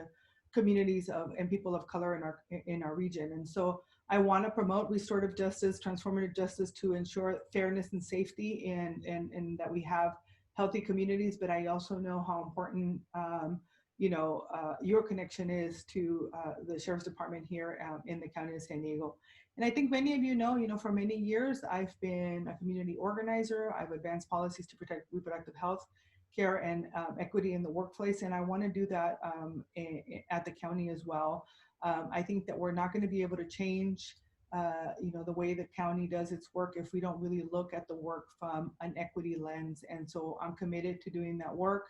I don't know how many of you know that, my dad's actually in the hospital as we speak right now. And I just got an email from someone letting me know that one of the nursing homes has just been hit with some of the highest pandemic, highest numbers of COVID. And so I think we have a responsibility as a county to really address our senior center, our senior community, and what's happening, because I can tell you that one of the hardest things for me is having to go to Patrick Birch here at Sharp. And the only way I can say hi to my dad is with him on a phone and me on a phone, and there's a big window between us. And because he's so fragile, he can only talk for like 5 minutes. And so for anyone that's going through some of this stuff with COVID and understanding how many of our seniors are living alone and or don't have access to a lot of folks, I want to make sure we continue those programs to bring food into senior homes where it's needed, and making sure that we're checking up and making sure that people are okay. My campaign actually has been doing wellness calls for a couple of months, I think for almost 2 months now, where we call in to just check in with folks to see if they need anything and we can help. And so I really want to be the kind of supervisor that is really attuned with the issues that are impacting our communities. I can go on and tell you about a list of folks who have endorsed me that I'm really proud of, folks who really understand the importance of fiscal responsibility, like Controller Betty Yee or Fiona Ma, the Treasurer of the State, or John Chang, and the Speaker of the Assembly, Lorena Gonzalez, a lot of these folks, and Mike Levin, Congresswoman Susan Davis. And the reason why this matters is because I think it's those partnerships at the federal, state, and local level are going to be really critical as we're moving forward, because we are going to be hitting an economic downturn, particularly because we don't know what's going to happen, right? Everybody has to turn in their taxes by July 15th. What is that going to look like for our communities? And so we still have a lot of needs when it comes to infrastructure. And even though we have a $2 billion reserve, we have to make sure that we're prudent And as someone who has managed about $260 billion in assets, either at CalSTRS or $1 billion in bonds at Southwestern College, I feel like I'm well positioned to go into this role and really ensure that we are addressing the needs of our communities, because I really do believe that budgets are reflections of our priorities and who we are and what we value. And so I'm committed to being your partner and coming back every time after I get elected to make sure that my team members are also part of the discussions, and that they are here to hear from you, and that you'll always have an open door with me, so that together we can make sure that our communities are safe and that our communities are healthy, and that you get to have a great life in our communities, because that's all everybody's really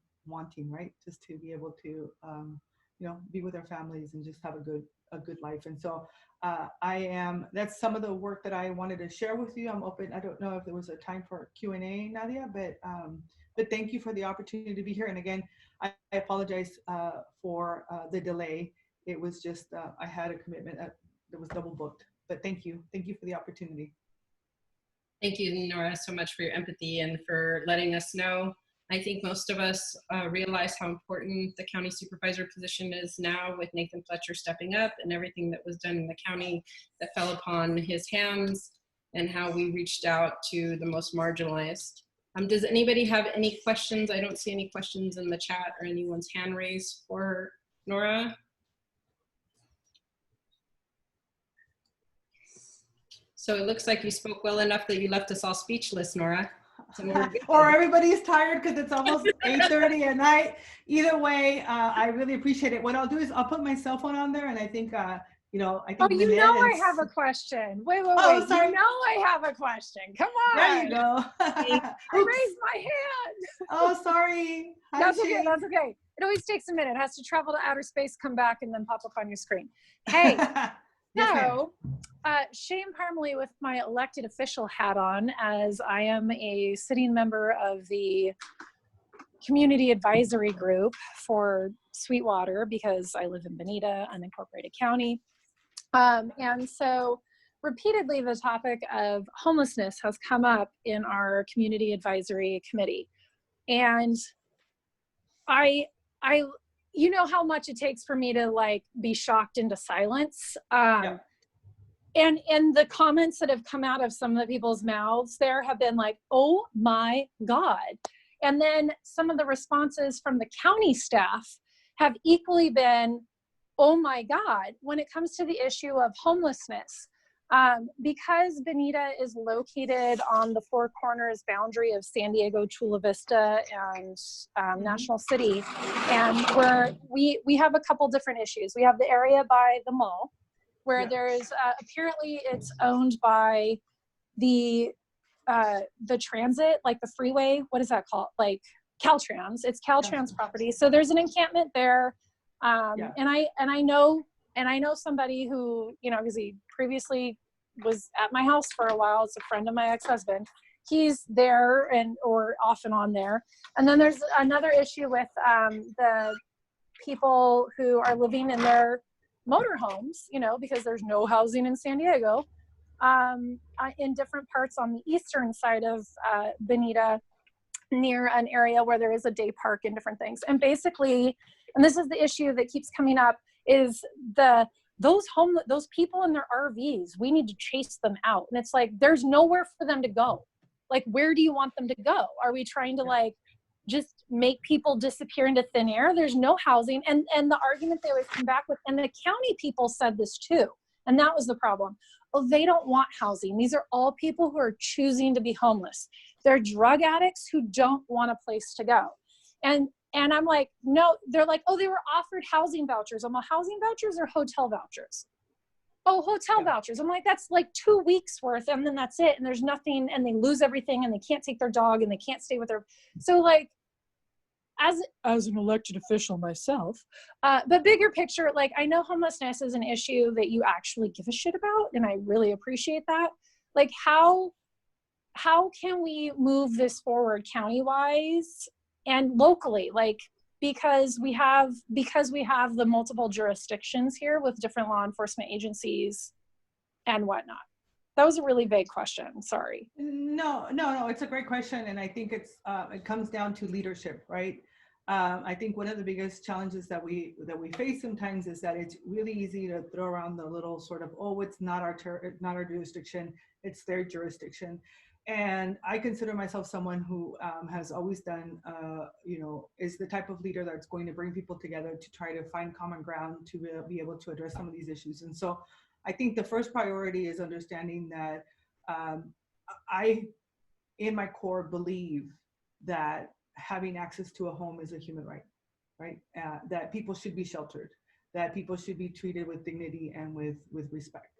And working with the different jurisdictions, and I'm really proud to have the support of folks like Alejandra Sotelo Solis, Monica Montgomery, some of the local elected officials in the area, and the school boards, right? Because we have to figure out ways to work together as we're moving forward.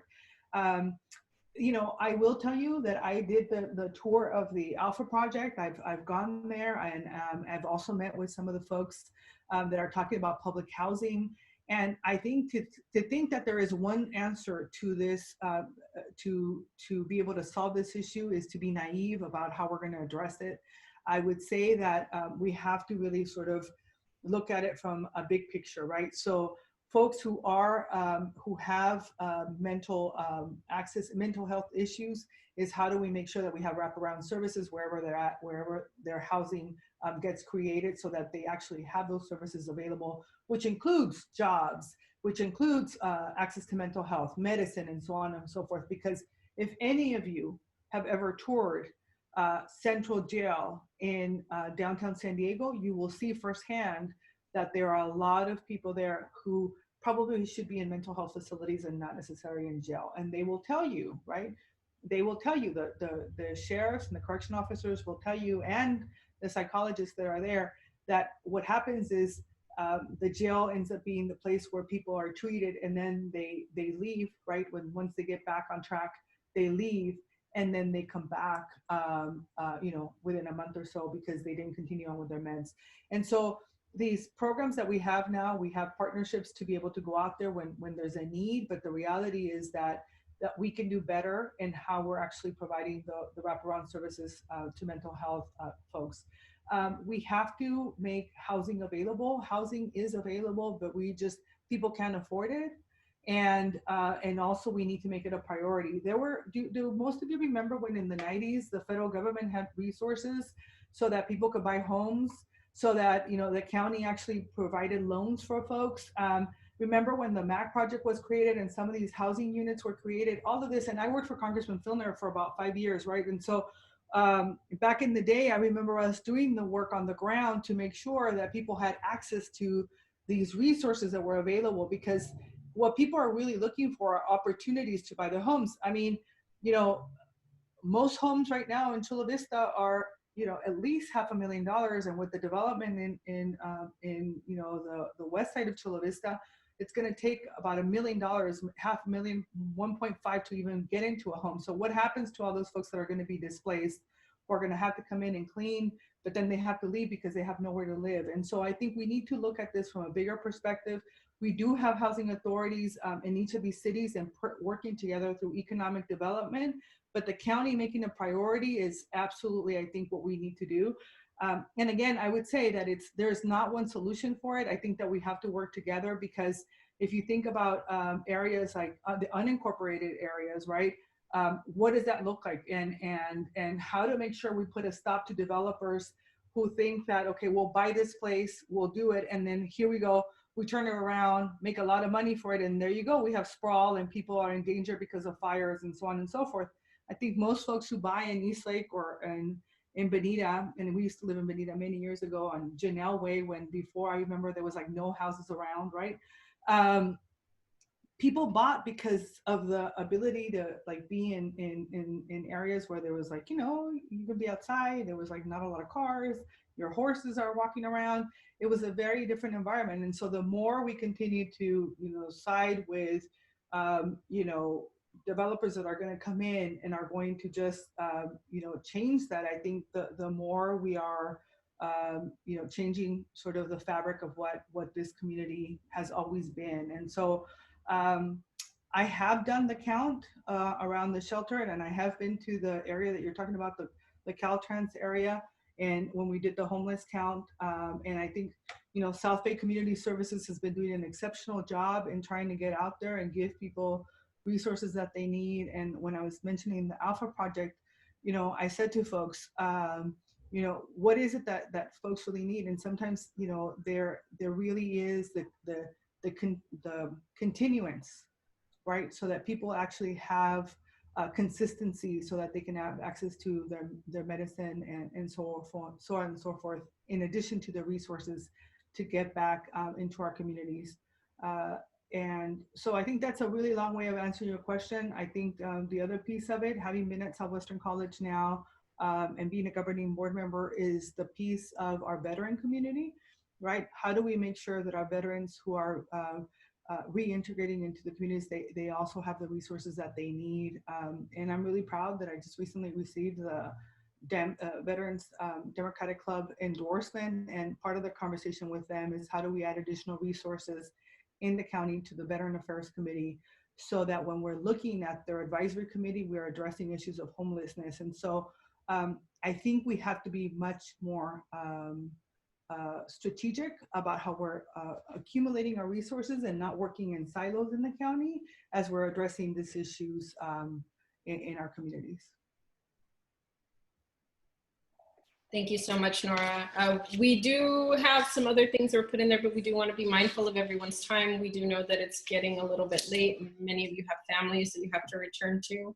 So again, we want to thank everyone that came tonight. Dr. Shirley Weber on her wonderful conversation, Tiffany Gonzalez for Spring Valley Planning Board, Jose Presidio, South Bay Irrigation District, Division 3, Lucia Garte and Armando Farias for C2, Kate Bishop and Lori Humphreys for Seat 4, Chula Vista School District, Andrea Cardenas for Seat 4, City Council, and of course, Nora, lovely to see you for County Supervisor. I'm going to hand it back to Claire, our lovely president, and she will finish up the evening.